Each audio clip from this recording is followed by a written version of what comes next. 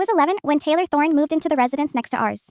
He had recently lost custody of his 2 young daughters. The moment my stepfather, Jacob Jones, saw him, he quickly approached me. "That individual is a menace," he stated, his fingers brushing my lower back. "I'll have to implement measures to safeguard you, my dear." He then offered a peculiar smirk, almost as if he was pleased a supposed predator had settled nearby. That evening, he installed a surveillance camera, ostensibly to monitor Taylor. However, the device was unmistakably aimed directly at my bedroom window. He initiated these nightly security checks, entering my room after my mother had fallen asleep. He would perch on my bed and elaborate, with an unnerving level of detail, on what men like Taylor supposedly desired. The first occasion I attempted to confide in my mother about the unsettling sensation Jacob gave me, she was in the living room, folding laundry. "Mom, Jacob keeps coming into my room at night and—" "Oh, sweetheart," she interrupted, not even glancing up. "Jacob cherishes you like his own child." "But Mom, the camera he positioned is aimed at my window." She finally lifted her gaze, her expression annoyed rather than concerned. "Cease being theatrical. Jacob understands his actions. He oversees security for his enterprise. Moreover, he's merely shielding you from that disturbing man next door who constantly observes you." She then offered me an awkward, half-hearted embrace before instructing me to complete my schoolwork. Yet, there was something peculiar about her assertion. Taylor never once looked at me, or any children for that matter. When the school bus paused at our intersection, he would retreat indoors. When families passed by, he would avert his gaze. But there was one action he consistently performed. Whenever Jacob took me out alone for frozen treats or to the neighborhood park, Taylor would suddenly need to exercise his dog. When Jacob set up a small wading pool and purchased a skimpy swimsuit that made me profoundly uncomfortable, Taylor chose that precise moment to wash his vehicle. Jacob's behavior worsened following that. The playful wrestling bouts extended for an excessive duration. He insisted on bathing me because my mother worked late. Everything reached a climax the day Jacob cornered me in the garage. My mother was at work, and he had been consuming beer all afternoon. "You are blossoming into such a lovely young woman," he murmured, placing his hands on my shoulders and pressing me against the wall. "Allow me to reveal something special." I was paralyzed. My voice caught in my throat. All the warnings about stranger danger and Taylor's supposed menace swirled in my mind. But Jacob's breath reeked of stale beer, and his hands gripped me with suffocating force. "Forgive the intrusion." Taylor stood in the garage doorway. "My feline escaped? An orange tabby? Would you mind if I checked in here?"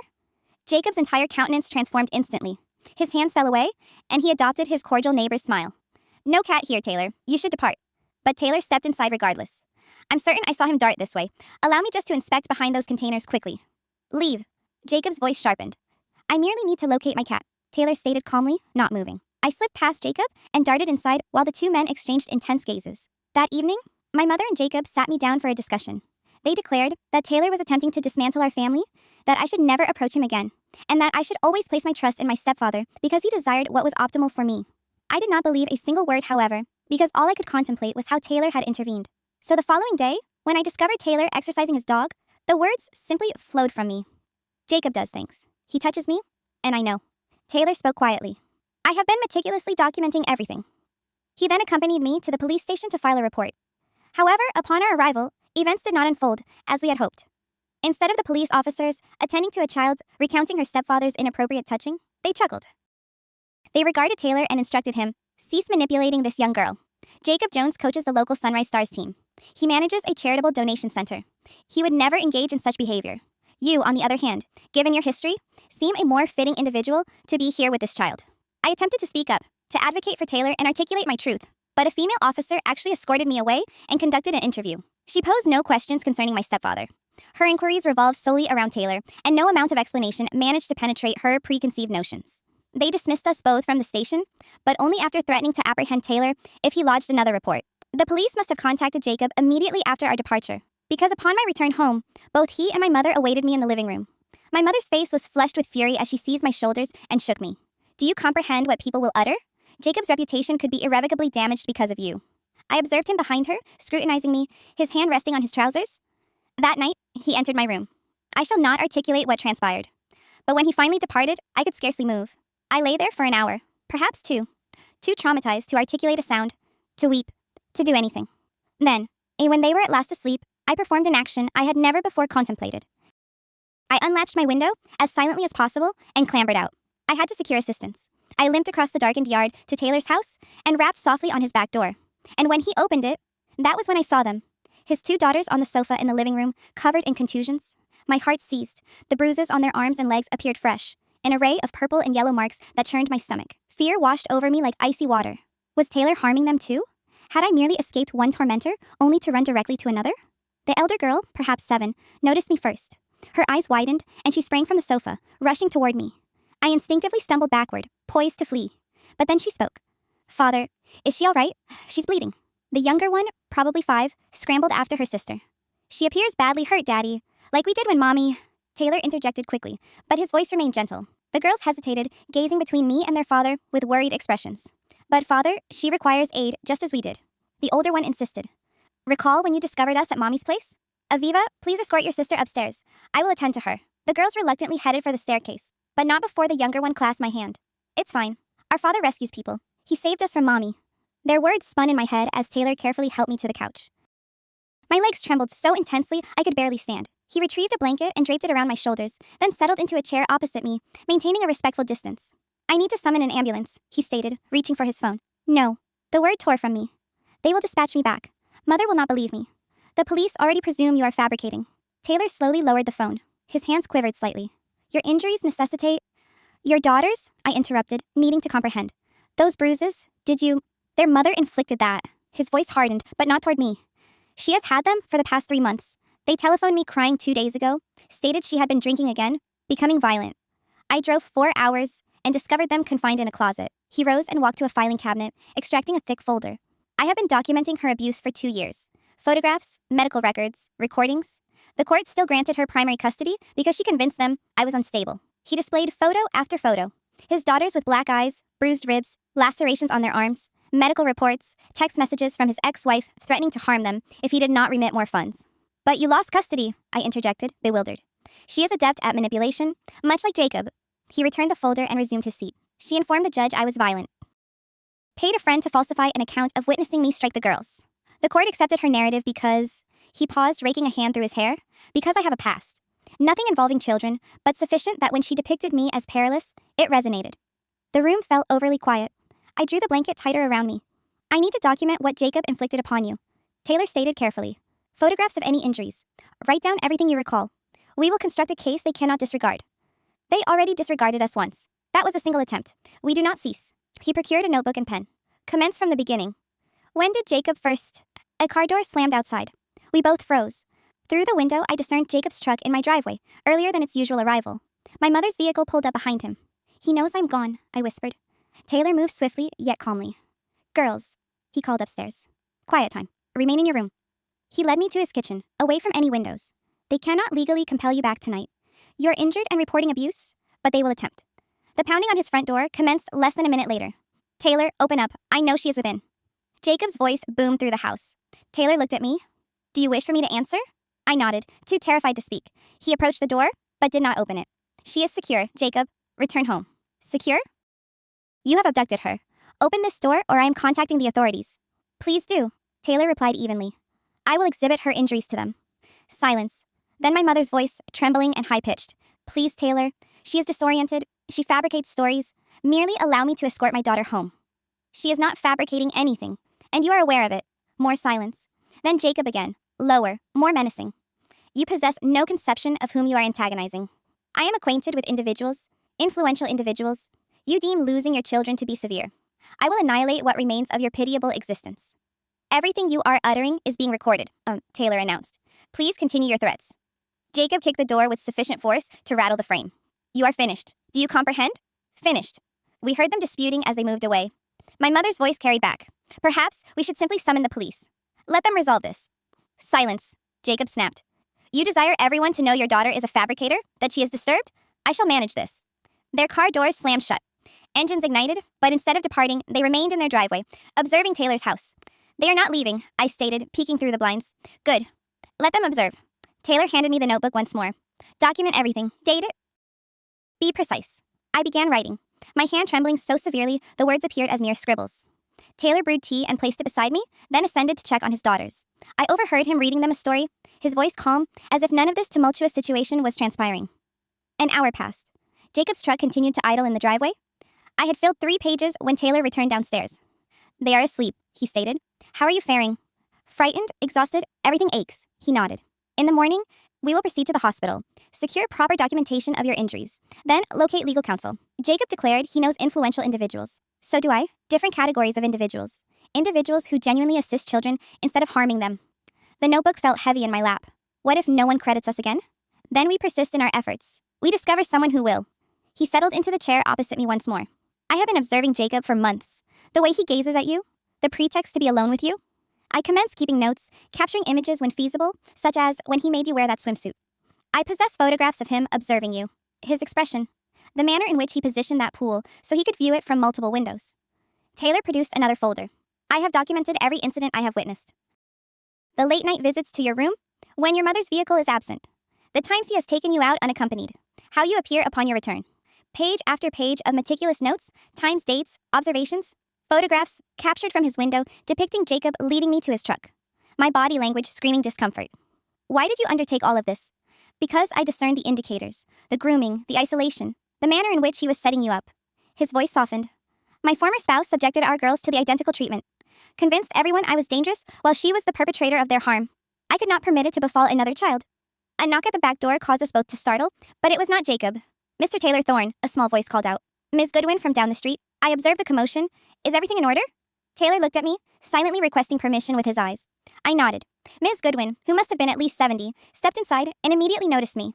Her eyes took in the blanket, my tear-streaked face, the notebook. Oh dear, she breathed. What has transpired? Jacob harmed me. I blurted out before I could restrain myself. He has been harming me, and no one believes me except Taylor. She sank heavily into a kitchen chair. I have pondered the way that man observes you. How apprehensive you become around him. She looked at Taylor. Is that why Jacob is positioned in his driveway like a guard dog? He is attempting to intimidate us, Taylor explained. We approached the police earlier, but they did not credit you. Ms. Goodwin's mouth tightened into a thin line. Naturally not. Jacob coaches their children, contributes to their fundraising initiatives. She reached over and patted my hand. What do you require? The simple inquiry shattered something within me. I recommenced weeping. Ugly sobs that convulsed my entire frame. Ms. Goodwin merely remained there, holding my hand while Taylor retrieved more tissues. We need individuals to ascertain the truth, Taylor stated. Jacob is going to distort this, portray me as the antagonist, claim I abducted her, filled her head with fabrications. Then, we had best commence disseminating the truth first. Ms. Goodwin produced her phone. I am contacting my daughter. She is a social worker in the adjacent county. They will not possess the same allegiances. While she made calls, Taylor assisted me in completing the documentation of everything. Every incident, every touch, every threat. My hand cramped from the exertion of writing, but I did not cease. Jacob's truck finally departed around midnight. Taylor insisted I sleep in his daughter's room on a camping mattress on the floor. The girls awakened upon my entry. Are you staying? The younger one whispered. Only tonight. That is what father stated about us, but we have been here 2 entire days now. She sounded delighted by the prospect. Perhaps you can remain for 2 entire days too. I lay there in the darkness, listening to their rhythmic breathing, feeling more secure than I had in months. But I knew Jacob would not relent. He would return with a scheme, with deceptions, with methods to harm Taylor and reclaim me. Predictably, the following morning brought fresh complications. Taylor awakened me early, his expression grim. Jacob has been industrious. Observe. He presented his phone. The neighborhood social media page was replete with posts concerning Taylor luring me to his dwelling. How I had been observed climbing through his window at night. How he had manipulated a troubled child who fabricated narratives about her loving stepfather. They are crediting him, I stated, scrolling through comment after comment supporting Jacob. Some are, but observe. He indicated a few dissenting voices. Ms. Goodwin defending us. A few others stating they had noticed anomalies as well. It is not everyone. His daughters descended the stairs, still in their nightwear. May we have pancakes? The older one inquired. In a moment, Aviva. First, I require both of you to comprehend something. Taylor knelt down to their level. Individuals might utter unkind remarks about Daddy today, but you discern the truth, correct? They nodded solemnly. You rescue people, the younger one asserted, like you saved us from Mommy. Precisely. And sometimes, when you endeavor to rescue people, others become indignant. A vehicle drew up outside. Through the window, I observed a woman in professional attire exit, followed by Ms. Goodwin. That is my daughter, Nora Nelson, Ms. Goodwin stated when Taylor admitted them. She drove 2 hours to arrive here. Nora Nelson resembled a younger version of her mother, with the same determined set to her jaw. She took one look at me and her expression softened. I am a mandated reporter, she stated, which signifies I am obligated to file a report regarding what has transpired to you, but I can file it in my county where Jacob lacks connections. They will merely send me back, I stated. Not if we execute this correctly. First, we must transport you to a hospital. Document everything. Then, we file reports with multiple agencies. Child Protective Services, State Police, anyone who will heed. Jacob will declare, Taylor abducted me. Then, we will demonstrate otherwise. Taylor, do you possess security cameras? He nodded. They will depict her arriving here autonomously. Injured, seeking assistance. Excellent. We will require that footage. Nora Nelson turned to me. This will not be facile. Jacob will retaliate. He will endeavor to discredit everyone aiding you. Are you prepared for that? I contemplated returning. About more nights with Jacob, About my mother choosing him over me repeatedly. I am prepared. The subsequent few hours blurred together. The hospital, where a compassionate nurse captured photographs of every contusion and laceration. The police station in the adjacent county, where officers genuinely listened. Nora Nelson filing report after report, making calls, refusing to permit anyone to dismiss us. But Jacob was not idle. By afternoon, he had convinced half the neighborhood that Taylor was a predator who had abducted his daughters and was now targeting me. He had even persuaded some parents to withdraw their children indoors when Taylor passed by. He is isolating us, Taylor stated, observing from his window as neighbors whispered and pointed, rendering it more difficult for us to garner support. His phone rang. The school stating his daughters could not return until the situation was resolved. Then another call. His employer suggesting he take some time off while matters were sorted out. He is attempting to destroy you, I stated. Because of me? No. He is attempting to silence you? There is a distinction. But I could discern the strain on his countenance. His daughters watched cartoons, oblivious to how their world was contracting. That evening, affairs escalated. We were consuming dinner when we heard shouting outside. A group of neighbors had assembled in Jacob's yard, listening to him spin his narratives. He has possessed those girls for 3 days now. Jacob's voice carried clearly. Will not permit their mother to see them? Now he has my stepdaughter in there, filling her head with fabrications about me. We should contact Child Protective Services, someone suggested. I did. Jacob lied smoothly. They are investigating him, but these matters require time, and concurrently, our children are not secure. Taylor drew the curtains, but we could still overhear them planning patrols, observing his house, safeguarding their children from the perilous man next door. Father. Aviva looked frightened. Are they speaking about you? Yes, sweetheart. But recall what I articulated. Sometimes individuals credit falsehoods because they are more convenient than the truth. His phone buzzed. A text from an unknown number. Return her, or circumstances will worsen. Then another. You believe you have suffered severely? Await tomorrow. He is threatening you, I stated, reading over his shoulder. Excellent. Threats leave evidence. Taylor screenshot everything. Let him excavate his own grave. But I could discern the toll it was exacting. Taylor had rescued his daughters, rescued me, and now Jacob was systematically dismantling his existence in retaliation. That night, I overheard him on the phone with his legal counsel. His former spouse was leveraging the situation to file for full custody again. The neighborhood grievances were being appended to her case. Even though he had saved his daughters from abuse, he might lose them because he attempted to save me too. I discovered him seated on his back porch after the call, his head in his hands. I am sorry, I whispered. I have ruined everything for you. He looked up, his eyes fierce. No, Jacob ruined everything. Your mother ruined everything. The system that fails children like you ruined everything. You did nothing wrong, but your daughters will be fine. I have contended for them previously. I will contend again. He managed a weary smile. Furthermore, Nora Nelson states our case is robust. The hospital documented extensive injuries. The police in her county are treating it with gravity. Jacob is going to confront more significant dilemmas than disseminating rumors soon. As if on cue, his phone rang. Nora Nelson. They are mobilizing tonight, she stated, her voice excited through the speaker. The state police desire to apprehend Jacob before he has time to obliterate evidence or intimidate more witnesses. They will be there within the hour. My heart pounded. This was it. Either they would credit us, and Jacob would finally face justice. Or what if he convinces them too? I inquired. He will not, Nora Nelson stated firmly. I have ensured the appropriate individuals are handling this. Officers who specialize in these cases, who comprehend how predators operate. We waited, observing the clock. 40 minutes, 50. Then blue and red lights illuminated the street, but they were not proceeding toward Jacob's house. They pulled up to Taylor's. My stomach plummeted as the police car doors opened. 2 officers stepped out, their faces unreadable in the flashing lights. Taylor gently squeezed my shoulder before walking to the front door. Remain here with the girls, he stated quietly. Whatever transpires, recall we possess the truth on our side. But as he opened the door, I observed Jacob standing behind the officers. His face arranged in a mask of concern. My blood ran cold. Officers, thank the heavens you are here, Jacob stated, his voice oozing with false sincerity. My stepdaughter has been missing for over 24 hours. This man has been filling her head with terrible fabrications about me. The lead officer, a tall woman with graying hair, looked between Jacob and Taylor.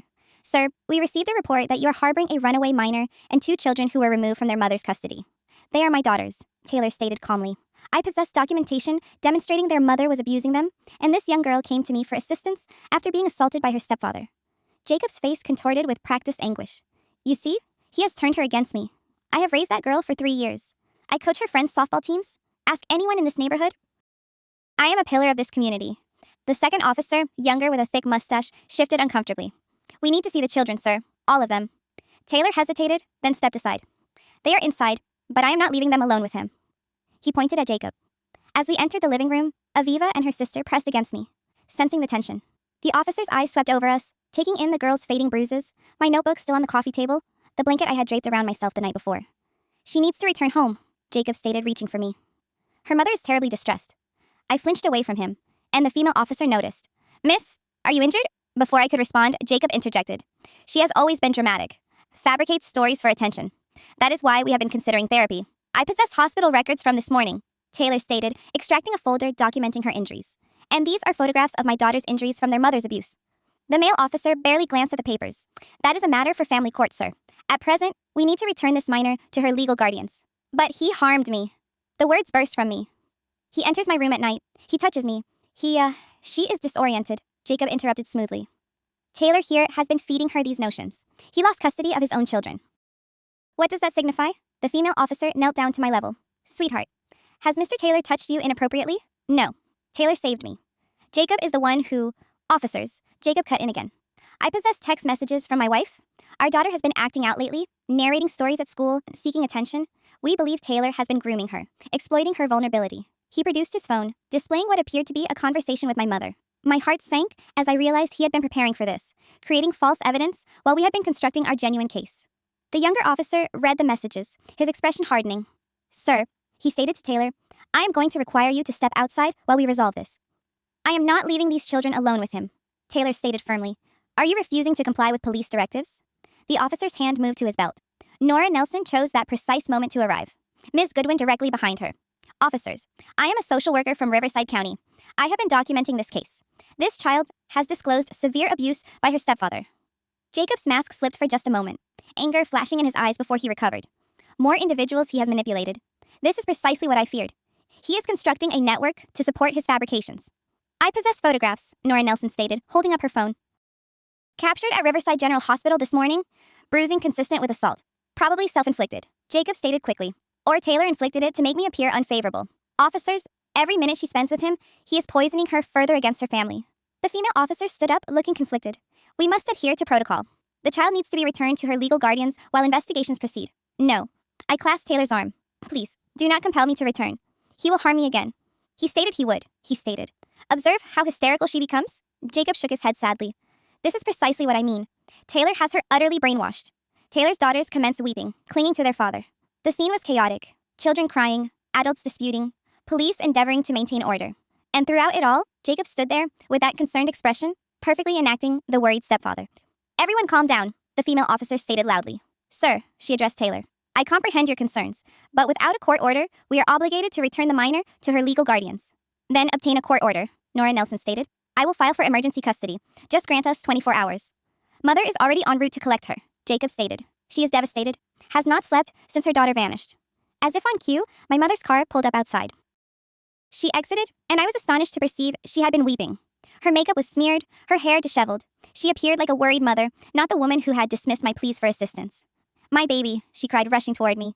Thank the heavens you are safe. I was so terrified. I recoiled, but she seized me, pulling me into a suffocating embrace. Mom, please. Jacob harmed me. You must credit me. Shh, honey. It is all right. You are disoriented. Taylor instilled these notions in your head, but you are secure now. Over her shoulder, I observed Jacob scrutinizing me, a faint smile playing at his lips. He had prevailed in this round, and he recognized it. Madam, the female officer stated to my mother, has your daughter made these allegations previously? My mother's performance was impeccable. She has been struggling lately, acting out. We believe it is due to the divorce from her biological father. Jacob has been nothing but patient and loving with her. That is untrue. I struggled against her grip. You are aware of what he does. You must know. Officers, Taylor stated desperately. I possess documentation, months of observation, photographs, notes. This child is in peril, and I have a restraining order. Jacob stated, producing more papers. Filed this morning. This man has been stalking my family, capturing images of my stepdaughter, observing our house. The officers examined the paperwork. I could discern their expressions shifting, accepting Jacob's narrative. Taylor appeared stricken as he realized Jacob had outmaneuvered us. Sir, you are going to need to keep your distance from this family, the male officer stated to Taylor, and we will need to notify Child Protective Services about your daughter's situation. My daughters are abuse victims, Thomas. I possess custody papers, medical records, which we will review. The officer cut him off. But at present, this child needs to return home. My mother commenced pulling me toward the door. I dug my heels in, grasping onto furniture, contending with every fiber of my being. No, please. He will harm me. Taylor, do not permit them to take me. Taylor moved to assist me, but the male officer stepped between us. Sir, do not interfere. Father, Aviva cried out. Do not permit them to take her. She is scared like we were scared of Mommy. Her words hung in the air for a moment. The female officer paused, something flickering in her eyes, but Jacob was prepared. You see? He has even involved his own children in his delusions. Officers, this man is dangerous. Who knows what he has been inflicting upon those poor girls? That settled it. The female officer's expression hardened. Sir, we are going to require you and your daughters to accompany us to the station for questioning. What? Taylor stared at her in disbelief. I am endeavoring to shield a child from abuse, and you are treating me like a criminal. Merely routine inquiries, she stated, but her tone suggested otherwise. My mother had dragged me to the doorway. I made one last desperate attempt, breaking free and running to Nora Nelson. Please, you declared you would assist. You declared you would file reports. Do not permit them to return me. Nora Nelson held me tightly. I am filing reports, but I cannot prevent the police from returning you to your legal guardians. Not without a court order, which she will not obtain, Jacob stated confidently. Because judges do not grant custody to random social workers based on a troubled child's fabrications. The male officer gently but firmly separated me from Nora Nelson. Come along, miss. Time to return home. As they escorted me out, I observed the neighbors watching from their windows and driveways. Jacob had turned them all against Taylor. They appeared satisfied, witnessing the alleged predator being questioned by police while the concerned parents rescued their child. My mother pushed me into the backseat of her car. Through the window, I watched the police leading Taylor and his daughters to their patrol car. Aviva pressed her small hand against the glass, tears streaming down her face. We stared at each other. Two children failed by the adults meant to protect us. The drive home was silent, save for my mother's sniffles. Her performance had concluded the moment we departed Taylor Street. When we pulled into our driveway, Jacob was already present, standing by the front door with his arms crossed. Proceed to your room, my mother stated coldly. We will address you later. I raced inside, but Jacob seized my arm in the hallway. He leaned close, his breath warm on my ear. You presume you are intelligent? You have merely exacerbated circumstances for yourself and for Taylor. He released me with a shove. I stumbled to my room and slammed the door, collapsing onto my bed. Outside, I could discern my mother and Jacob conversing in hushed tones, planning their subsequent maneuver. An hour later, my mother entered without knocking. She settled onto my bed, but her expression was not maternal. It was cold, calculating. Do you possess any conception of what you have done? She stated. Jacob's reputation could have been ruined. We could have lost everything. He harms me, I whispered. You know he does. She slapped me. Not forcefully enough to leave a mark, but sharp enough to shock me. Jacob provides for us. He loves us. And you endeavor to obliterate him with your fabrications. They are not fabrications. The police believe they are. The neighbors believe they are. Everyone believes they are, except that creep next door who is probably heading to prison for abducting his own daughters. She rose. You are confined. No phone, no computer, no exiting this room except for school and meals. And if you narrate these fabrications to anyone else, circumstances will become considerably worse. For you and for Taylor? She departed, locking my door from the outside. I heard her footsteps fade. Then Jacob's heavier ones approaching. He did not enter, merely stood outside my door. Pleasant dreams, princess, he stated, and I could discern the smile in his voice. We possess all the time in the world now. I curled into a ball, pulling my blankets over my head. Taylor was at the police station. His daughters were likely being returned to their abusive mother, and I was trapped, more isolated than ever. The ensuing few days blurred together into a nightmare of isolation. Jacob had installed a new lock on my door, one that only locked from the exterior. He controlled when I could exit my room, always observing, always wearing that dreadful smile. At school, I attempted to confide in my teacher, but Jacob had arrived there first. He had met with the principal, explaining how I had been acting out and fabricating terrible narratives about him. How Taylor had been filling my head with lies. They regarded me with pity now, not concern. Your stepfather is worried about you, my teacher stated gently. Perhaps you should speak with the school counselor about why you are uttering these statements. The counselor was no better. She had already been briefed by Jacob, who had portrayed himself as the concerned father grappling with a troubled child. Every word I uttered was filtered through that lens. Sometimes, when we are distressed, we create stories to explain our emotions, she stated. Have you been feeling indignant about your parents' divorce? This is not about the divorce. Jacob touches me. He enters my room. Has Mr. Taylor been instructing you to utter these statements? She interrupted. Your stepfather mentioned he has been demonstrating concerning interest in you. I conceded. Jacob had poisoned everyone against me, just as he had poisoned them against Taylor. I discovered what transpired to Taylor through hushed conversations I overheard. The police had interrogated him for hours. His former spouse had appeared with her legal counsel, demanding her daughter's return. Without the bruises being fresh, and with Jacob's campaign against him, she had convinced the police that Taylor had abducted them during her custodial period. The girls had been returned to their mother. Taylor had been released, but warned to keep his distance from all children in the neighborhood, including me. The restraining order signified he could not approach within 500 feet of our property, but Taylor did not surrender. I observed him sometimes, exercising his dog at the precise edge of the restraining order boundary. He would look toward our house, and I would attempt to signal him from my window, but Jacob had noticed. It appears Taylor cannot grasp a hint, he stated one evening, standing behind me at my window.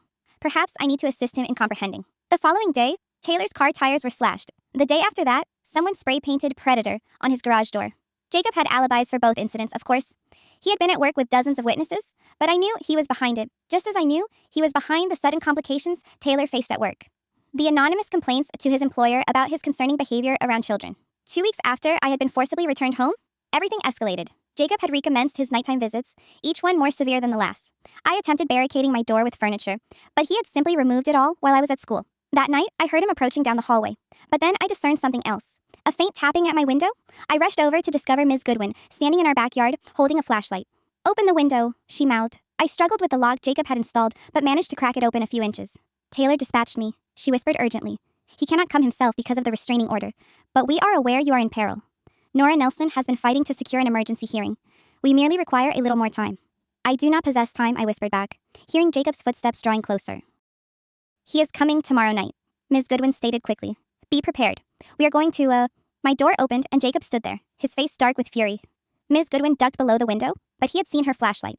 "With whom were you conversing?" he demanded. "No one. I was merely—" He traversed the room in 2 strides, shoving me aside to peer out the window.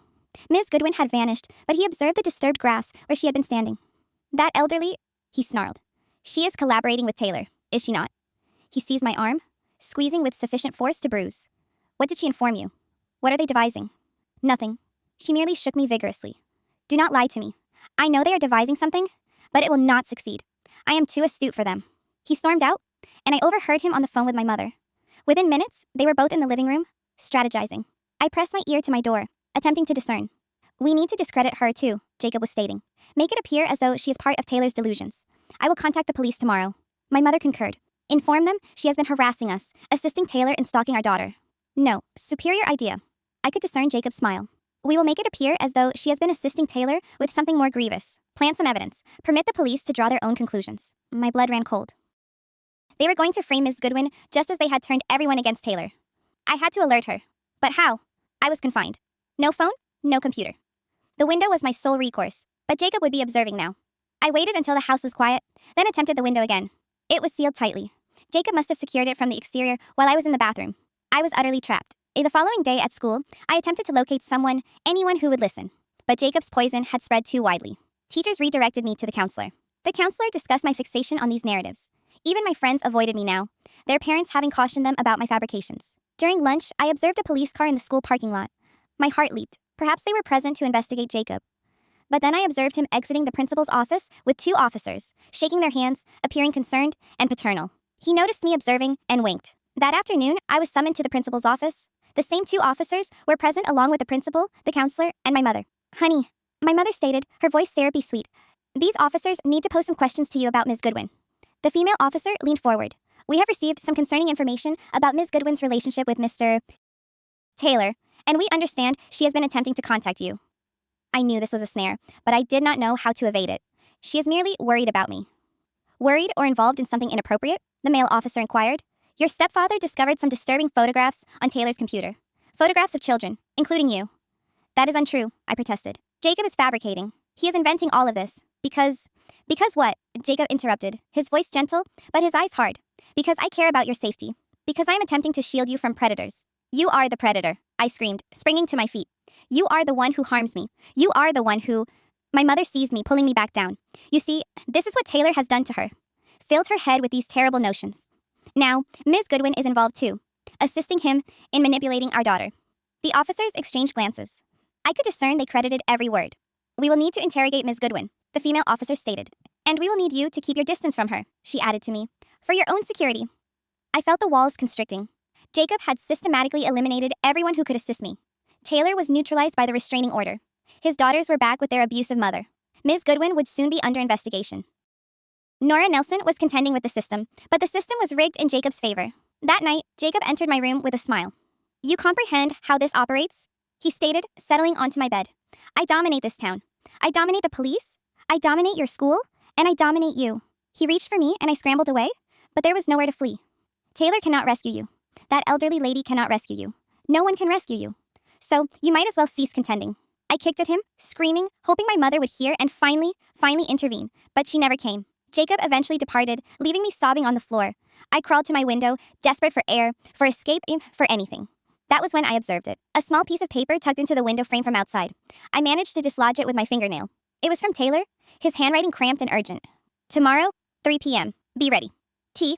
I did not know what he was devising, but it was my sole hope. I tucked the note beneath my mattress and endeavored to sleep, counting down the hours until 3 p.m. The following day dragged by. Jacob observed me more closely than ever, as if he sensed something imminent. He had taken the day off work to keep a watchful eye on matters, he stated. At 2:45, I discerned sirens in the distance. Jacob approached the window, frowning. The sirens drew nearer, and I observed smoke rising from somewhere in the neighborhood. Fire at the Jensen's residence, my mother stated, looking out another window. Appears severe. Jacob cursed.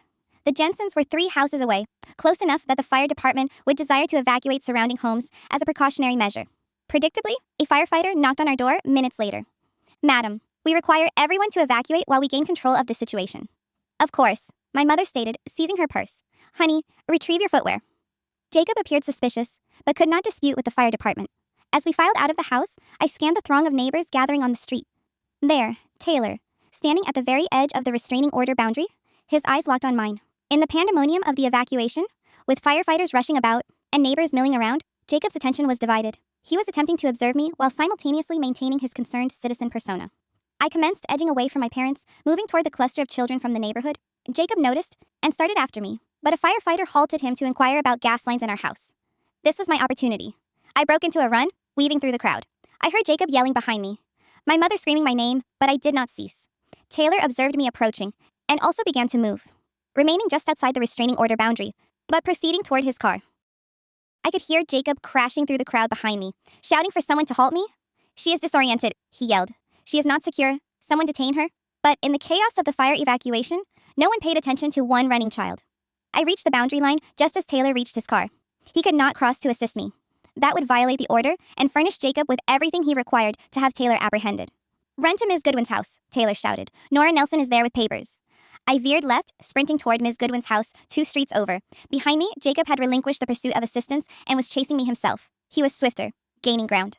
My lungs burned as I ran, my legs trembling from weeks of being confined in my room. I could hear Jacob's footsteps drawing nearer, his breathing heavy with rage. Ms. Goodwin's house came into view. The front door was ajar. Nora Nelson standing on the porch with another woman in a suit. Hurry, Nora Nelson called. I pushed myself harder, but Jacob's hand brushed my back, grasping my shirt. I twisted away, stumbling, but remaining on my feet for just a few more yards. Got you? Jacob's hand closed on my arm, yanking me backward. But we were in Ms. Goodwin's yard now, and the woman in the suit stepped forward. Release her, Mr. Jones. I am Judge Penelope Holmes from Family Court. I have just signed an emergency protection order. Jacob's grip loosened in shock. What? You cannot. I can, and I have, Judge Holmes stated calmly. Based on the evidence Nora Nelson presented, including medical records, photographs, and sworn statements from multiple witnesses, I am placing this child in emergency protective custody. This is abduction, Jacob sputtered. I will have your employment terminated. You will do nothing, Taylor stated, appearing at the edge of the yard, still carefully outside the restraining order boundary, except confront the repercussions of your actions. More sirens approached, but these were not fire trucks. 2 police cars pulled up, and officers I did not recognize exited. State police, not local. Jacob Jones, one stated. We possess a warrant for your apprehension on charges of child abuse, sexual assault of a minor, and witness intimidation. Jacob's face turned ashen. He looked around wildly, seeing my mother running up the street, seeing the neighbors commencing to gather, seeing his meticulously constructed world crumbling. This is an error, he stated. But his voice had lost its confident edge. I am a pillar of this community. I coach softball. I operate a charity. You are a predator, Ms. Goodwin stated quietly. And we possess proof. As the officers approached with handcuffs, Jacob made one last desperate gambit. She is fabricating. They all are. Taylor manipulated them. Inspect his computer. You will discover things. I guarantee it. We did inspect his computer. One of the state officers stated, we discovered the evidence you planted there yesterday. We also discovered your fingerprints on the USB drive you utilized to transfer it. Your error was purchasing that drive with your credit card.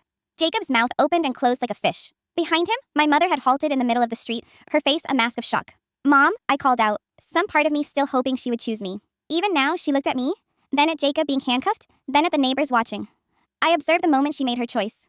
This is a misunderstanding, she stated, rushing to Jacob's side. My daughter is troubled. She fabricates things. Jacob would never. Madam, Judge Holmes interrupted. Your daughter possesses extensive documented injuries consistent with abuse. Multiple witnesses have come forward. Your husband has been caught planting evidence to frame an innocent man. This is not a misunderstanding. My mother's face crumbled, but not with realization or remorse, with anger at me. You have ruined everything, she hissed. Our life, our reputation, everything. No, Taylor stated firmly. Jacob ruined everything. You enabled him. Your daughter survived despite both of you. The state police led Jacob away as he continued to protest, to threaten, to play the victim, but no one was listening anymore. The spell was broken. Neighbors who had shunned Taylor now appeared ashamed. Parents who had credited Jacob's fabrications whispered among themselves. The truth, so long suppressed, was finally illuminated. What transpires now? I inquired of Nora Nelson. Now you are secure, she stated, placing her arm around me. You will reside with a foster family while we resolve the legal matters. Taylor is contending to reclaim his daughters. The evidence you helped gather about their mother will assist his case, and you will need to testify against Jacob. I nodded, exhausted, yet relieved. It was not concluded. There would be trials, testimony, difficult days ahead, but for the first time in such a long duration, I could breathe. As the crowd dispersed, Taylor approached the boundary line. We stood there mere feet apart, yet unable to embrace, unable to properly express our gratitude to each other. You saved me, I stated. You saved yourself, he replied. I merely assisted, and you helped save my girls. The judge is reviewing their case tomorrow, thanks to everything that has come to light. Ms. Goodwin joined us, tears in her eyes. I am so regretful it took us so long to discern the truth, to act upon it. You acted when it mattered, I stated. That is what counts. The fire at the Jensens was under control. A small kitchen fire that had produced a considerable amount of smoke but little damage. Taylor smiled slightly. Convenient timing, I stated. Very, he agreed. Almost as if someone who comprehends electrical systems might have suggested to Mr. Jensen that his ancient wiring required inspection, and that if sparks happened to ignite at precisely the opportune moment. Taylor, Ms. Goodwin chided, but she was smiling too. As Nora Nelson escorted me to her car, I looked back at the neighborhood that had been my confinement. Jacob's house stood empty now, my mother having fled to her sisters rather than confront the neighbor's judgment. Taylor's house bore new graffiti. Someone had crossed out predator and inscribed hero instead. It was not a flawless conclusion. I was proceeding to a foster home, uncertain of my future. Taylor still had to contend for his daughters. The legal battles ahead would be protracted and arduous, but I was liberated. Jacob was in custody. The truth was known, and sometimes that is sufficient to commence healing. I observed from Nora Nelson's car as more police vehicles arrived. State troopers were establishing a perimeter around Jacob's house while crime scene technicians carried equipment inside.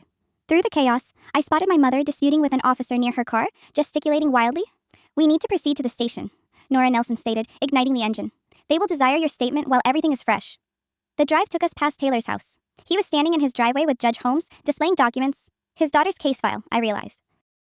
The judge nodded as she read, occasionally posing questions. At the state police station, everything transpired differently than my initial attempt to report Jacob. A female detective with kind eyes led me to a comfortable room with couches instead of metal chairs. She introduced herself as Detective Miller and explained she specialized in cases like mine. Take your time, she stated, setting up a recorder. We possess all day if we require it. I spoke for 3 hours. Every detail, every incident, every time Jacob had harmed me. Detective Miller never interrupted, never appeared skeptical. She took notes and posed gentle, clarifying questions. When I concluded, she had tears in her eyes. You are exceedingly brave, she stated. Your testimony, and combined with the evidence Taylor collected and the medical documentation, furnishes us with a robust case. While I was providing my statement, events were transpiring rapidly back in the neighborhood. Nora Nelson continued receiving updates on her phone. Jacob's computer had been confiscated. They had discovered the security camera footage from my bedroom. Hours and hours of it. The USB drive he had utilized to plant evidence on Taylor's computer contained traces of other files too. Malicious files. He is going to be incarcerated for a substantial period, Nora Nelson stated quietly. That evening, I was placed with an emergency foster family, the Ardens, who resided across town. They were an elder couple who had been fostering children for 20 years. Mrs. Arden prepared soup for me, while Mr. Arden arranged a bedroom for me. No locks on the doors here, he stated gently. You may come and go as you please. I slept fitfully that first night, startling at every sound, but no one approached my door. No one attempted to harm me. The following morning brought a flurry of activity. Nora Nelson collected me early for a meeting with the prosecutor. She was a sharp woman named Pearl Carter, who guided me through what would transpire next. Jacob has been denied bail, she explained. He is considered a flight risk and a danger to the community. The trial will not occur for several months, but we possess a strong case. What about Mom? I inquired. Pearl Carter's expression hardened. She is being charged as an accessory. The evidence demonstrates she was aware of the abuse and failed to protect you. She is out on bail, but has a no-contact order. She cannot approach you. After the meeting, Nora Nelson drove me past my old neighborhood. I needed to see Taylor to properly thank him. The restraining order had been lifted now that Jacob was in custody. Taylor's house appeared different. The predator graffiti was completely absent, painted over with fresh white paint. Neighbors were in his yard, the same ones who had shunned him, assisting in repairing his slashed tires and damaged property. He was on his porch with his daughters. They were back. Both girls appeared healthier already, playing with new toys while Taylor watched protectively. You accomplished it, I stated, rushing up the steps. Taylor embraced me tightly. We accomplished it, all of us united. Aviva and her sister joined the embrace, and we stood there for a long moment, 4 survivors who had discovered each other in the darkness. Ms. Goodwin appeared from next door, carrying a casserole. "For your dinner," she stated to Taylor, then turned to me.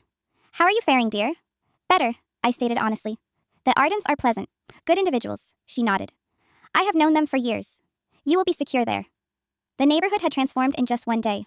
Parents who had pulled their children away from Taylor now brought them over to apologize. The woman who had suggested contacting Child Protective Services on him brought cookies and a tearful apology. "I should have discerned it," she stated. Jacob was so persuasive, but the indicators were present. Taylor was gracious, but I could discern the hurt in his eyes. These individuals had been prepared to destroy him based on Jacob's fabrications. That afternoon, I had my first appointment with a trauma counselor. Dr. Pierce was nothing like the school counselor who had dismissed me.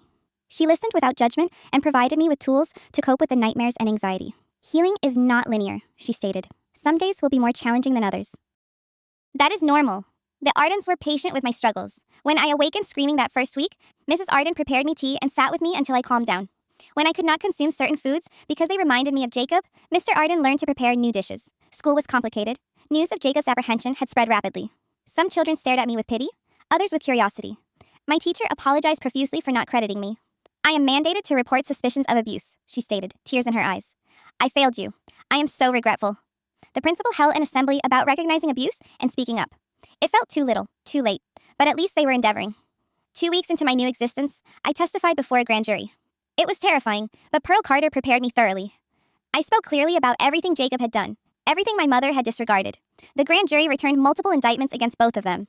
Taylor testified too, presenting all the evidence he had collected. His meticulous documentation painted a clear depiction of Jacob's predatory behavior and the systematic manner in which he had isolated me. The judge in Taylor's custody case was the same Judge Holmes who had signed my emergency protection order. She reviewed the evidence about his former spouse's abuse, including new testimony from teachers who had noticed the girl's injuries but had not reported them. "I am granting full custody to Mr. Taylor Thorne," she ruled, "and ordering supervised visitation only for the mother, pending completion of parenting classes and anger management." Taylor wept when the ruling was delivered. His daughters clung to him, finally secure from their mother's violence. The criminal case against Jacob progressed slowly. His legal counsel attempted various tactics, claiming Taylor had manipulated evidence, suggesting I had been coached, even endeavoring to have the security camera footage dismissed. But Pearl Carter countered every maneuver. My mother's case was more intricate. Her legal counsel argued she was a victim too, manipulated by Jacob.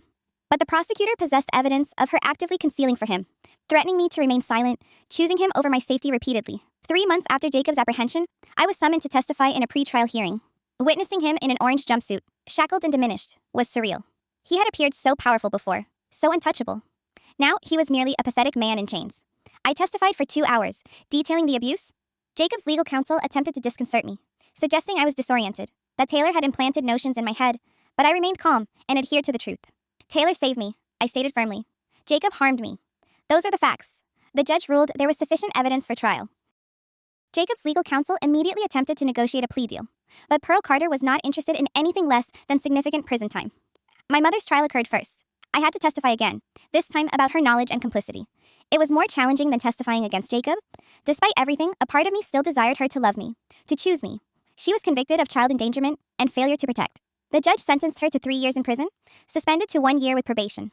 She would have to register as a child abuse offender and could never again have unsupervised contact with minors. My mother looked at me as they escorted her away. No apology, no remorse, just anger that I had ruined her life. Jacob's trial was a media spectacle. "Pillar of community exposed as predator," the headlines proclaimed. His charitable work, his coaching, all of it was revealed as grooming behavior. Other families came forward with concerns they had dismissed because of his reputation. The security camera footage was devastating. The prosecutor had to carefully edit it to protect my privacy while still demonstrating Jacob's pattern of abuse. The jury appeared nauseated as they watched. Taylor testified about his observations, his documentation, how Jacob had systematically isolated me. Ms. Goodwin testified about Jacob's threats and attempts to frame Taylor. Even some neighbors who had credited Jacob testified about things they had noticed in hindsight. Jacob took the stand in his own defense, still attempting to play the victim. He claimed I had misunderstood his affection, that Taylor had distorted innocent interactions, but under cross-examination, his narrative disintegrated. The jury deliberated for only 3 hours, finding him guilty on all counts. The judge sentenced him to 25 years in prison with no possibility of parole for 15. Jacob screamed as they dragged him away, shouting that I had ruined his life, that Taylor had manipulated everyone, but no one was listening anymore. After the trials, life slowly found a new rhythm. I remained with the Ardens, who had offered to be my long-term foster parents. They provided me with stability and patience as I processed my trauma. Taylor and his daughters became like extended family. We had dinner together every Sunday, The girls and I bonded over our shared experiences, supporting each other through the healing process. Ms. Goodwin became the neighborhood grandmother I had never possessed. She taught me to knit, assisted with homework, and always had fresh cookies waiting. The anniversary of my escape was difficult. I had been in therapy for a year by then, making progress, but still grappling with nightmares and trust issues. Dr. Pierce reminded me that healing requires time. You are not the same person you were before, she stated. Trauma alters us, but you are stronger than you comprehend. School improved gradually. I made new friends who did not know my entire history, who liked me for who I was becoming rather than pitying who I had been. Taylor secured a new position at a security company that genuinely valued his attention to detail and protective instincts. His daughters thrived in therapy and at their new school, liberated from their mother's abuse. The neighborhood transformed too. Jacob's house was sold. A young family moving in who knew nothing of its history. The community became more vigilant, more willing to listen when children articulated. I testified at several community meetings about recognizing abuse, about crediting children, about the peril of predators who conceal behind respectability. It was challenging, but necessary. 2 years after Jacob's conviction, I spoke at a conference for social workers and law enforcement about my case, how the system had initially failed me, how one person's determination to document the truth had saved me. Taylor discerned what others refused to discern, I stated. He risked everything to shield a child who was not even his. That is what we require more of. The Ardens officially adopted me on my 16th birthday. The courtroom was packed with everyone who had become my true family. Taylor and his daughters, Ms. Goodwin, Nora Nelson, even Detective Miller and Pearl Carter. Judge Holmes, who had signed my emergency protection order years earlier, performed the adoption. It is marvelous to witness you flourishing, she stated, signing the papers that made me officially an Arden. That night, we held a significant celebration at Taylor's house. The entire neighborhood attended. The identical individuals who had once shunned him, now celebrating our survival and resilience. You saved my girls, Taylor stated quietly, watching his daughters play with the other children. Your bravery in speaking up furnished me with the evidence I required to protect them. We saved each other, I replied. As I surveyed my chosen family, I pondered how different my life could have been if Taylor had not moved in next door. If he had not been observing, if he had not risked everything to assist me. Jacob was serving his sentence, no longer a menace to anyone. My mother had disappeared after her release, relocating across the country. I did not miss her. The scars remained, both physical and emotional. Some nights I still awakened in a panic. Some days I struggled to trust, but I was healing, surrounded by individuals who genuinely loved and protected me. That is the essence of survival. It is not a destination one reaches where everything is subsequently perfect. It is a journey one undertakes one day at a time with the appropriate individuals by your side. Taylor still resides next door to the Ardens now. We ensured to locate a house near his when we relocated. His daughters referred to me as their elder sister. Ms. Goodwin also moved to our new neighborhood, unable to endure being separated from her chosen children. We are an unconventional family, bound not by lineage, but by something more formidable. The choice to shield each other, to credit each other, to never permit another child to suffer in silence. And every day, I choose to continue healing, continue growing, continue living, because that is the supreme retaliation against those who attempted to fracture me. I am not fractured. I am not a casualty.